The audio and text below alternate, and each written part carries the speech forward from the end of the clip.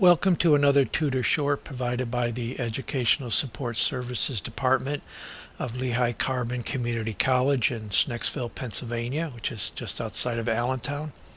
These videos review key learnings for the science courses provided here at lccc. And please remember that the Educational Support Services Department does provide walk-in tutoring 5 days a week. This video will review how concentration is expressed in our Chem 106 course.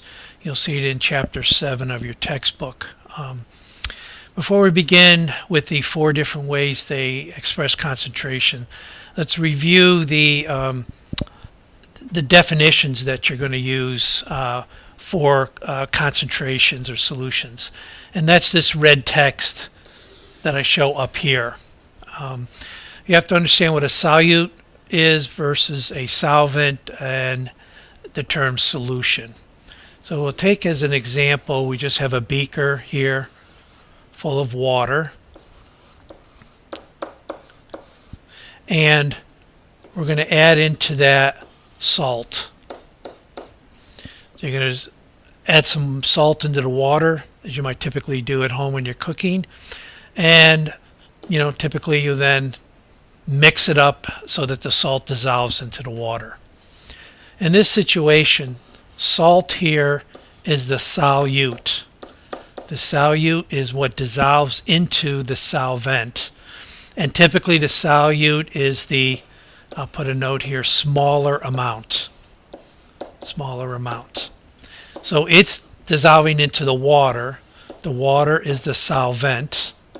And typically it is the larger amount, the material that's in the larger amount. Now, once the salt has dissolved into the water completely, and you've mixed it up, you now have a solution. That solution is made up of salt plus water.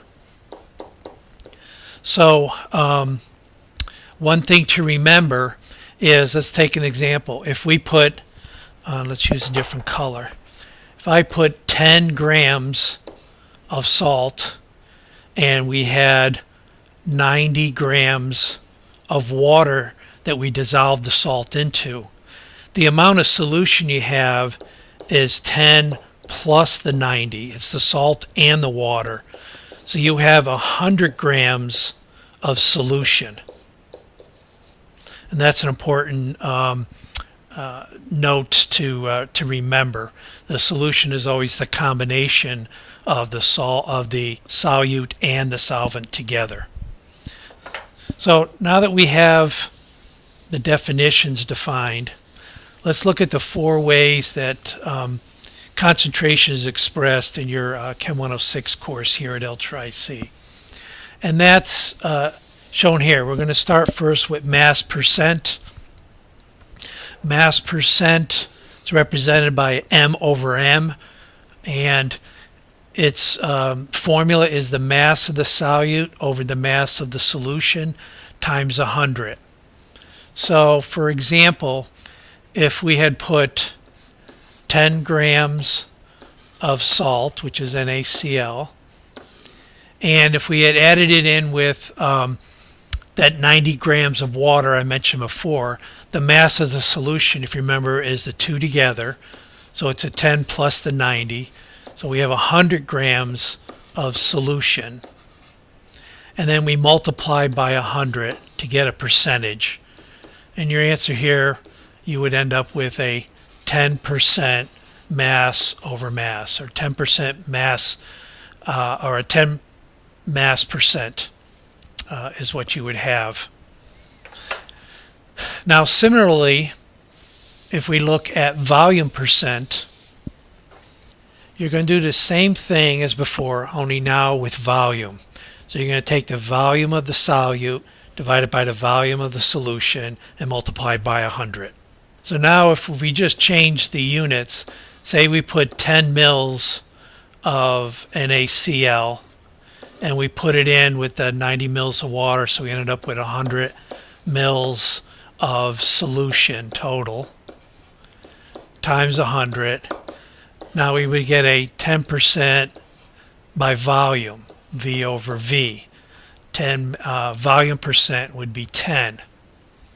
Now for both mass and volume percent, the units here, mass over mass. So you just need to have the same units, gram over gram, pounds over pounds would be fine, kilograms over kilograms. As long as the top and bottom are the same, that's the only thing you need to make sure you're doing. Same thing with volume percent. The top and bottom need to be the same units, mils over mils, liter over liter, gallons over gallons. So just make sure the top and bottom are the same. Now the third way to do concentration that's presented is a mass volume percent here. And that's mass over volume. Now you have to be careful with your units.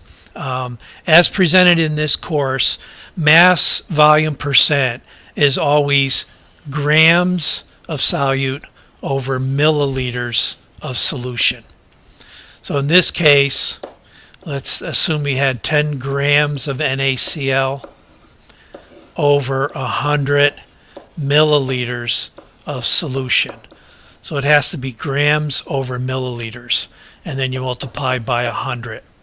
And again, you would get a 10%, this time mass per volume percent. So it's important to remember at mass volume, you have a set of units you have to use.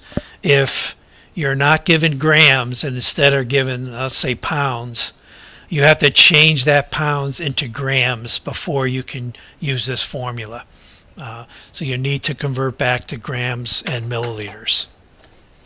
The final method of representing concentration is the more classical way that chemists will deal with concentration, and that's using the term molarity.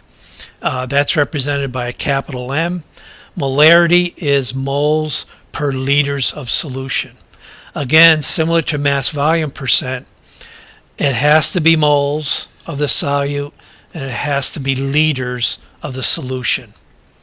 So now let's take an example. We have been using 10 grams of NaCl most of the times here, and let's assume it's in 100 milliliters of solution, and that solution is of sodium chloride and water. So in this case, we're going to have to do a little dimensional analysis. First, we got to get the grams of sodium chloride into moles. So if you look at your periodic table, you'll find out that there are 58.44 grams of NaCl in 1 mole of NaCl. So that'll get our numerator up to moles of NaCl. But we also have got to get our denominator to be in liters. So in order to convert the mils to liters, we know there are 1,000 mils in 1 liter. And now our milliliters of solution are in the right terms. And if we do this math, we're going to end up with a molarity of 1.7. So we have a molarity of 1.7 for this solution of salt in water. And so that's molarity, and now we've gone over all 4: mass percent, volume percent, mass per volume, and molarity. And remember that the units are particularly important in mass per volume percent and in molarity. Thank you.